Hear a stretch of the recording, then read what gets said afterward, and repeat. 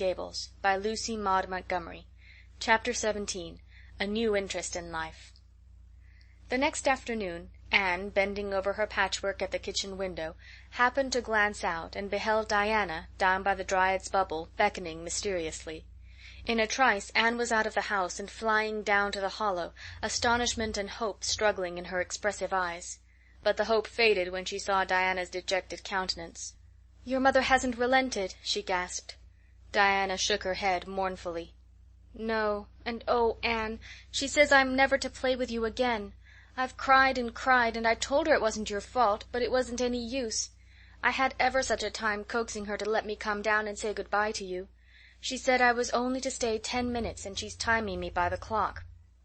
"10 minutes isn't very long to say an eternal farewell in," said Anne tearfully. "Oh, Diana, will you promise faithfully never to forget me, the friend of your youth, no matter what dearer friends may caress thee?" "Indeed I will," sobbed Diana, "and I'll never have another bosom friend. I don't want to have. I couldn't love anybody as I love you." "Oh, Diana," cried Anne, clasping her hands, "do you love me?" "Why, of course I do. Didn't you know that?" "No." Anne drew a long breath. "I thought you liked me, of course, but I never hoped you loved me. Why, Diana, I didn't think anybody could love me. Nobody ever has loved me since I can remember. Oh, this is wonderful. It's a ray of light which will forever shine on the darkness of a path severed from thee, Diana. Oh, just say it once again." "I love you devotedly, Anne," said Diana staunchly, "and I always will. You may be sure of that." "And I will always love thee, Diana," said Anne, solemnly extending her hand. "In the years to come thy memory will shine like a star over my lonely life, as that last story we read together says. Diana, wilt thou give me a lock of thy jet-black tresses in parting to treasure forevermore?" "Have you got anything to cut it with?" queried Diana, wiping away the tears which Anne's affecting accents had caused to flow afresh, and returning to practicalities. "Yes, I've got my patchwork scissors in my apron pocket, fortunately," said Anne. She solemnly clipped one of Diana's curls. "Fare thee well, my beloved friend. Henceforth we must be as strangers, though living side by side, but my heart will ever be faithful to thee." Anne stood and watched Diana out of sight, mournfully waving her hand to the latter whenever she turned to look back. Then she returned to the house, not a little consoled for the time being by this romantic parting. "It's all over," she informed Marilla. "I shall never have another friend. I'm really worse off than ever before, for I haven't even Katie Maurice and Violetta now. And even if I had, it wouldn't be the same. Somehow little dream girls are not satisfying after a real friend. Diana and I had such an affecting farewell down by the spring. It will be sacred in my memory forever. I used the most pathetic language I could think of, and said thou and thee.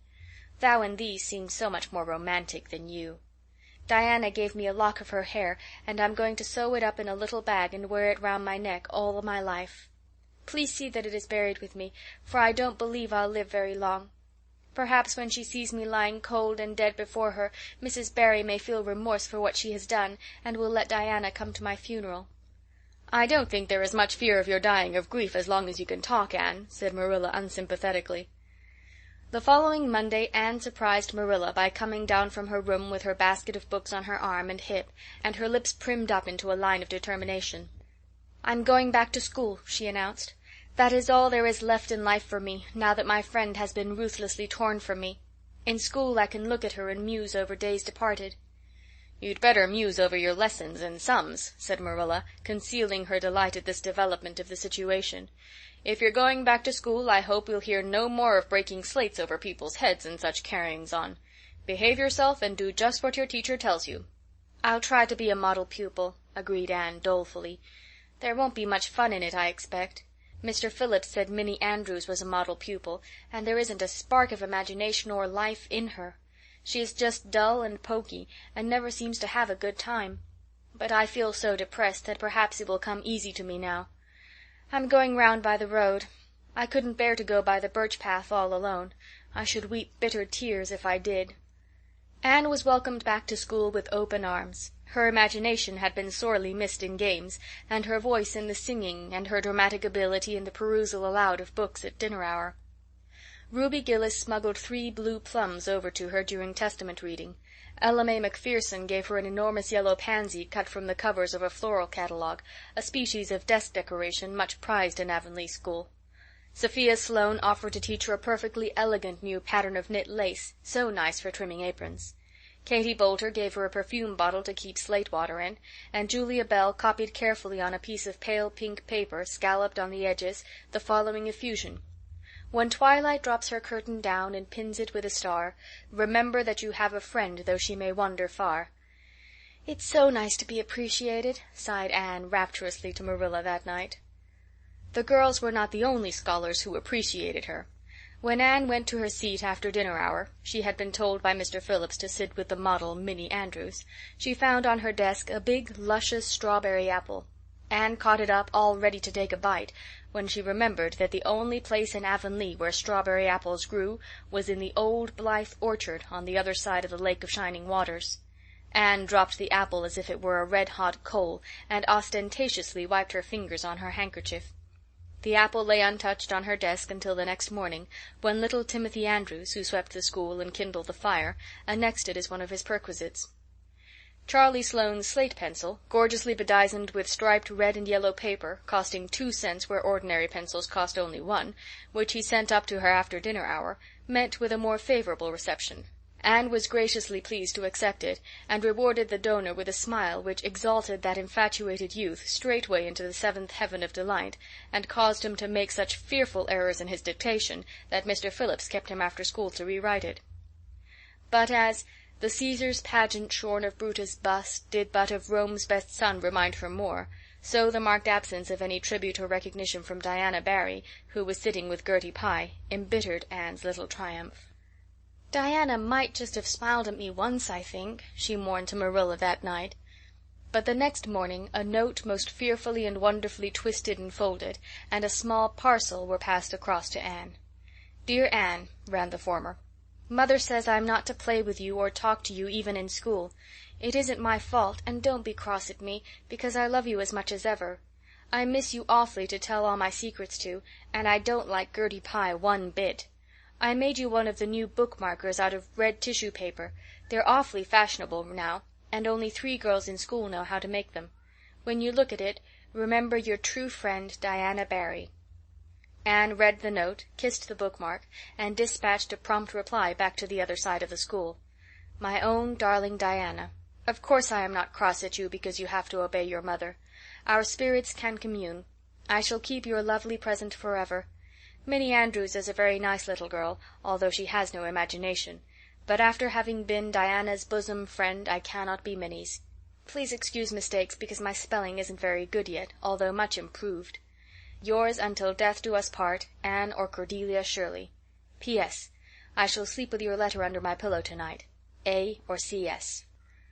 Marilla pessimistically expected more trouble, since Anne had again begun to go to school, but none developed. Perhaps Anne caught something of the model spirit from Minnie Andrews. At least, she got on very well with Mr. Phillips thenceforth. She flung herself into her studies heart and soul, determined not to be outdone in any class by Gilbert Blythe.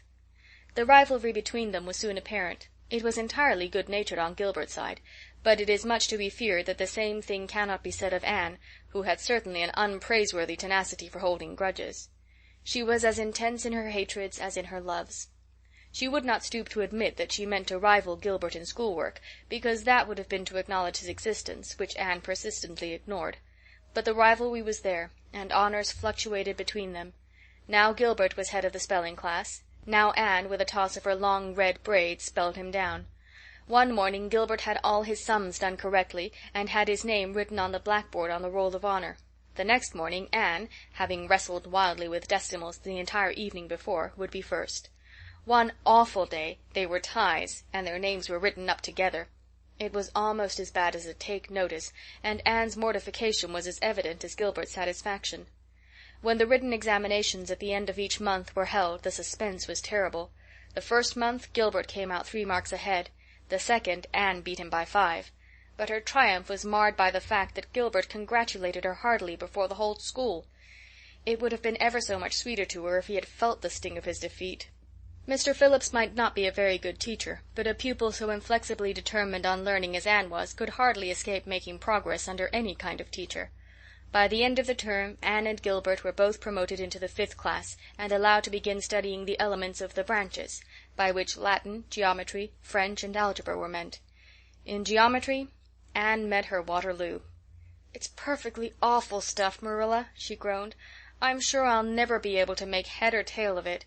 There is no scope for imagination in it at all. Mr. Phillips says I'm the worst dunce he ever saw at it. And some of the others are so smart at it. It's extremely mortifying, Marilla. Even Diana gets along better than I do. But I don't mind being beaten by Diana. Even although we meet as strangers now, I still love her with an inextinguishable love. It makes me very sad at times to think about her. But really, Marilla, one can't stay sad very long in such an interesting world, can one?" End of chapter 17.